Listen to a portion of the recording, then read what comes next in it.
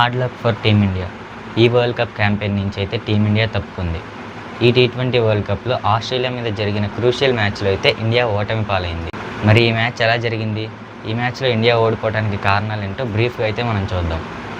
ఈ మ్యాచ్ అయితే Lord's cricket స్టేడియంలో జరిగింది. టాస్ గెలిచిన టీమిండియా బ్యాటింగ్ చేయడానికి అయితే చూస్ చేసుకున్న టీమిండియా టాప్ ఆర్డర్ అయితే బాగా రాణించారు. స్మృతి మందన, షఫాలి వర్మ అలాగే జమీమా రాడ్రిక్స్ అయితే లిమిటెడ్ ఓవర్స్ వరకు వాళ్ళ వికెట్ కాపాడుకుని టీంకి కావాల్సిన స్కోర్ని అయితే అందించారు. ఈ మ్యాచ్లో ముఖ్యంగా మాట్లాడుకోవాల్సింది 4th వికెట్లో దిగిన కెప్టెన్ హర్మన్ గురించే. తన వికెట్ కాపాడుకుంటూ అగ్రెసివ్ బ్యాటింగ్ని అప్రోచ్ చేసి 200 స్ట్రైక్ రేట్తో హాఫ్ సెంచరీ పూర్తి చేసుకుని టీంకి కావాల్సిన స్కోర్ని అయితే పుట్టప్ చేసింది. టీమిండియా స్లోగా స్టార్ట్ చేసినప్పటికీ డెత్ ఓవర్స్కి వచ్చేసరికి అగ్రెసివ్ బ్యాటింగ్ని అప్రోచ్ చేసి 170 టార్గెట్ని అయితే ఆస్ట్రేలియా ముందు పెట్టారు. బౌలింగ్లో కూడా టీమిండియా మంచిగా రాణించారు. కానీ ఆస్ట్రేలియాని గెలుపు వైపు నడిపించింది ఒక పార్ట్నర్షిప్.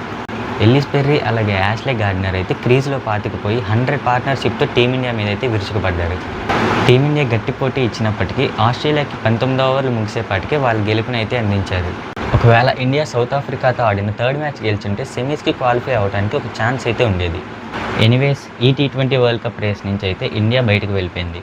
ఈ టీ20 వరల్డ్ కప్ క్యాంపెయిన్లో ఇండియా తరపున హైయెస్ట్ రన్స్ చేసిన స్మృతి మందన అలాగే హైయెస్ట్ వికెట్స్ తీసిన శ్రీచరణ్కి అయితే స్పెషల్ అప్రిసియేషన్ దొరకాల్సింది. ఇది ఈ విధంగా జరుగుతుంటే దీంతోపాటు మనం మాట్లాడుకోవాల్సింది ఇండియా వర్సెస్ ఐర్లాండ్ టీ20 సిరీస్.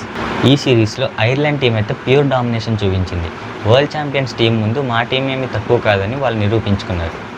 ముఖ్యంగా మనం మాట్లాడుకోవాల్సింది ఐర్లాండ్ కెప్టెన్ టక్కర్ గురించే. బిగ్ నేషన్తో పోటీ పడుతున్నామనే ఫియర్ లేకుండా టీంని ముందుండి గెలుపు వైపుకి నడిపించాడు. ఈ 2 మ్యాచ్ల్లో ఇండియా ఓడిపోవడానికి అయితే మెయిన్ రీజన్స్ ఉన్నాయి. వాటిని మనం క్లియర్గా డీకోడ్ చేద్దాం. ఈ 2 మ్యాచ్ల్లో టీమిండియా టాప్ ఆర్డర్ అయితే కొలాప్స్ అయింది. ఫస్ట్ మ్యాచ్లో అభిషేక్ శర్మ ఎక్కువ స్కోర్ కొట్టినప్పటికీ తన వికెట్ని అయితే కాపాడుకోలేకపోయాడు. దీంతోపాటు మిడిల్ ఆర్డర్ బ్యాట్స్మెన్స్ నుంచి కూడా మంచి కాంట్రిబ్యూషన్ అయితే మనం చూడలేకపోయాం. దీనికి main reason Ireland bowling attack. Ireland bowling అటాక్తో ఇండియన్ బ్యాటింగ్ లైనప్ మీద అయితే విరుచుకుపడ్డారు. మాథ్యూ హంఫ్రీస్ 3 వికెట్స్, మ్యాట్ హోలాడ్ 3 వికెట్స్ అలాగే డెబ్యూ ప్లేయర్ అయిన జయముంద్రా 2 వికెట్స్తో ఇండియన్ బ్యాటింగ్ లైనప్ని కొలాప్స్ చేశారు. వాళ్ళ బౌలింగ్ అటాక్తో ఐర్లాండ్ చేసిన స్కోర్ని చేస్ చేయకుండా 148కే ఇండియన్ బ్యాటింగ్ని రెస్ట్రిక్ట్ చేశారు. అలాగే సెకండ్ మ్యాచ్లో కూడా ఐర్లాండ్ వాళ్ళ బౌలింగ్తో విరుచుకుపడ్డారు. మ్యాట్ హోలాడ్ 3 వికెట్స్, జయముంద్రా 3 వికెట్స్తో ఇండియన్ బ్యాట్స్మెన్స్ని స్ట్రగుల్ చేశారు. మిడిల్ ఆర్డర్లో తిలక్ వర్మ ఫైట్ చేసినప్పటికీ ఈ మ్యాచ్ అయితే ఐర్లాండ్ గెలిచారు. అలాగే మన బౌలింగ్ విషయానికి వచ్చినట్లయితే ఇండియన్ బౌలర్స్ వికెట్స్ తీసినప్పటికీ రన్స్ అయితే ఆపలేకపోయారు.